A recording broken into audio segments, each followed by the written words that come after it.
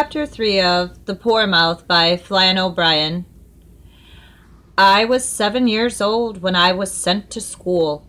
I was tough, small, and thin, wearing grey wool breeches, but otherwise unclothed above and below. Many other children besides me were going to school that morning with the stain of the ashes still on the breeches of many of them. Some of them were crawling along the road, unable to walk. Many were from Dingle, some from Gwyrdor. Another group floated in from Arran. All of us were strong and hearty on our first school day. A sod of turf was under the armpit of each one of us. Hearty and strong were we. The master was named Osborne O'Lunasa. He was dark, spare, and tall, and unhealthy, with a sharp, sour look on his face, where the bones were protruding through the yellow skin. A ferocity of anger stood on his forehead as permanent as his hair, and he cared not a whit for anyone. We all gathered in the schoolhouse, a small, unlovely hut where the rain ran down the walls and everything was soft and damp. We all sat on benches without a word or a sound for fear of the master. He cast his venomous eyes over the room, and they alighted on me where they stopped. By Jove, I did not find his look pleasant while those two eyes were sifting me. After a while he directed a long yellow finger at me and said, "What is your name?" I did not understand what he said, nor any other types of speech which is practiced in foreign parts, because I had only Gaelic as a mode of expression and as a protection against the difficulties of life. I could only stare at him, dumb with fear. I then saw a great fit of rage come over him and gradually increase, exactly like a rain cloud. I looked around timidly at the other boys. I heard a whisper at my back. "Your name he wants." My heart leaped with joy at this assistance, and I was grateful to him who prompted me. I looked politely at the master and replied to him, "Bonaparte, son of Michelangelo, son of Peter, son of Owen, son of Thomas's Sarah, granddaughter of John's Mary, granddaughter of James, son of Dermot." Before I had uttered or half uttered my name, a rabid bark issued from the master, and he beckoned me with his finger. By the time I had reached him, he had an oar in his grasp. Anger had come over him in a flood tide at this stage, and he had a business-like grip of the oar in his two hands. He drew it over his shoulder and brought it down hard upon me with a swish of air, dealing me a destructive blow on the skull.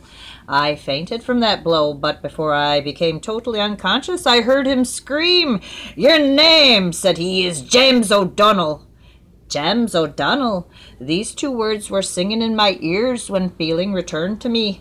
I found that I was lying on my side on the floor, my breeches, hair, and all my person saturated with the streams of blood which flowed from the split caused by the oar in my skull. When my eyes were in operation again, there was another youngster at his feet, being asked his name. It was apparent that this child lacked shrewdness completely, and had not drawn good beneficial lessons for himself from the beating which I had received, because he replied to the master, giving his common name as I had. The master again brandished the oar which was in his grasp, and did not cease until he was shedding blood plentifully, the youngster being left unconscious and stretched out on the floor, a bloodied bundle. And during the beating the master screamed once more, "Your name is James O'Donnell." He continued in this manner until every creature in the school had been struck down by him, and all had been named James O'Donnell. No young skull in the countryside that day remained unsplit. Of course, there were many unable to walk by the afternoon, and were transported home by relatives. It was a pitiable thing for those who had to swim back to Arran that evening, and were without a bite of food or a sup of milk since morning. When I myself reached home, my mother was there boiling potatoes for the pigs, and I asked her for a couple for lunch.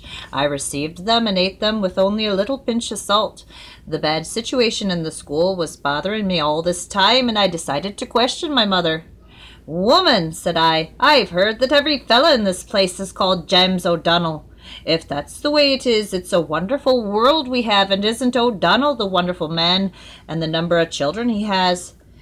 "'Tis true for you," she said. "If 'tis true itself," said I, "I've no understanding of that same truth." "If that's the way," said she, "don't you understand that it's Gaels that live in this side of the country, and they can't escape from fate. It was always said and written that every Gaelic youngster is hit on his first day school because he doesn't understand English in the foreign form of his name, and that no one has any respect for him because he's Gaelic to the marrow. There's no other business going on in school that day but punishment and revenge and the same fooling about James O'Donnell. Alas, I don't think that there'll ever be any good settlements for the Gaels, but only hardship for them always. The old grey fellow was also hit one day of his life and called James O'Donnell as well. Woman, said I, what you say is amazing, and I don't think I'll ever go back to that school, but it's now the end of my learning. You're shrewd, said she, in your early youth. I had no other connection with education from that day onwards, and therefore my Gaelic skull has not been split since. But 7 years afterwards, when I was 7 years older, it came to pass that the wonderful things happened in our neighborhood, things connected with the question of learning, and for this reason I must present some little account of them here. The old fellow was one day in Dingle buying tobacco and tasting spirits when he heard news which amazed him.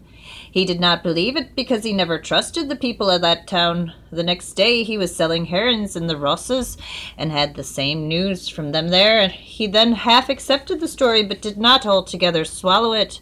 The third day he was in Galway City and the story was there likewise.